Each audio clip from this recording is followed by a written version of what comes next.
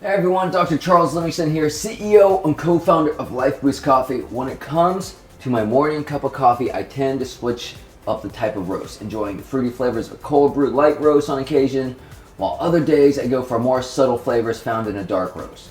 And while I am aware most people have a go-to coffee roast they prefer and stick to consistently, there's actually a lot more to coffee roasts than just different flavor profiles. Depending on your body and your health, how much caffeine you're looking for at a specific time of day, you might want to consider switching up the roast type as well. So let's take a look at the differences between light, medium, and dark, and even espresso roasts and why these differences matter. All coffee roasting begins with dried green coffee beans, and then the roast itself, light versus medium versus dark for example, will depend on the temperature and the amount of time that the beans are roasted. Depending on the heat and the length a bean is roasted for, the coffee flavors, the acidity, the caffeine levels, they will all be impacted. To give you an overview of each type of roast, for instance, most light coffee involves roasting coffee beans at temperatures ranging between 356 to 405 degrees Fahrenheit for roughly 10 minutes or less. Medium roasted coffee is typically roasted between 10 and 15 minutes at temperatures around 400 to 430 degrees Fahrenheit. And dark roasts are more commonly roasted for nearly 15 minutes at temperatures ranging from 430 to 450, sometimes up to 480 degrees Fahrenheit. Espresso, they will have the longest roasting time, more than 15 minutes, at temperatures greater than 450 degrees Fahrenheit. So how long does the roasting temperature and time change elements of the coffee, such as flavor, such as the acidity, and even the caffeine levels? So let's start with a light roast. Light roasts are often described as the most flavorful, bright, and sweet of the different roasts. They're also known to be less bold or thinner in flavors and less smooth than like a medium or a dark roast. So light roasts are also more acidic than other roasts, having a slightly lower pH than darker roasts. So this is especially important for people who have sensitive digestion, as a lower pH is more likely to cause stomach issues than a pH level closer to your body's natural balance, such as what you would expect with a dark roast. While the flavor profile of each cup of coffee, regardless of the roast, is greatly determined by the region the coffee beans are picked from, this is especially true when it comes to a light roast. With a lower temperature and a minimal roasting time, light roasts retain most of the original regional flavors. For example, if you like a Nicaraguan bean, such as the Lifeboost light roast, you would expect that these regional flavors of dried figs and slightly sweet chocolate to come through more in a light roast than you might expect from the dark roast in the same region. Another trait of a light roast is that while technically the caffeine levels in a cup of light roast and dark roast are the same, this comes with a slight caveat. So light roast coffee beans are slightly smaller than dark roasted coffee beans, as they've not been roasted long enough to cause the beans to expand.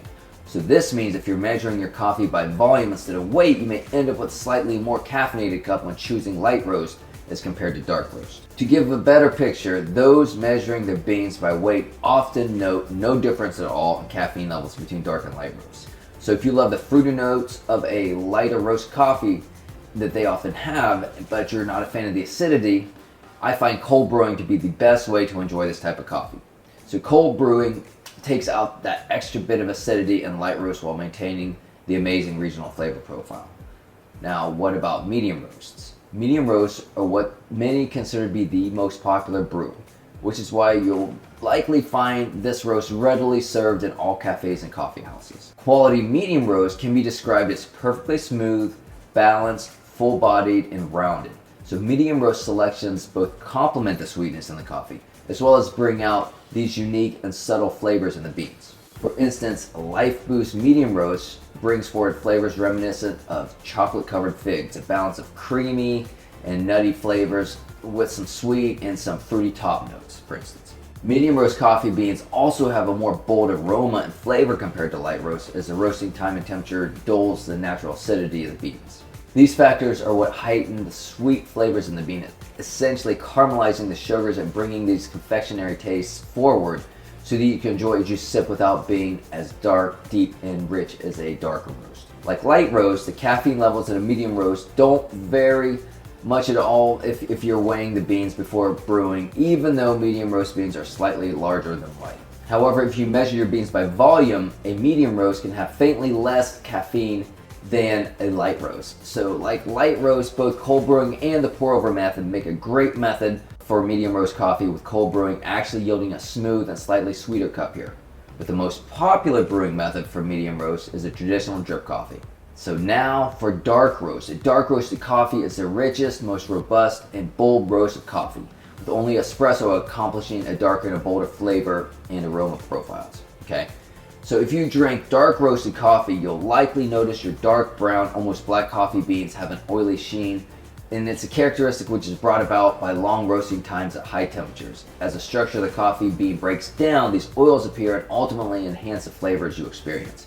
Because of the longer roasting time and the higher temperatures, the coffee beans lose their regional flavor profile entirely, instead of arriving at a rich, buttery, caramelized sweetness which is often described as full body. Many people confuse this roast's classic bitterness for acidity, but of the three main roasts of coffee, light, medium, and dark, this roast, which is the dark roast, is the least acidic.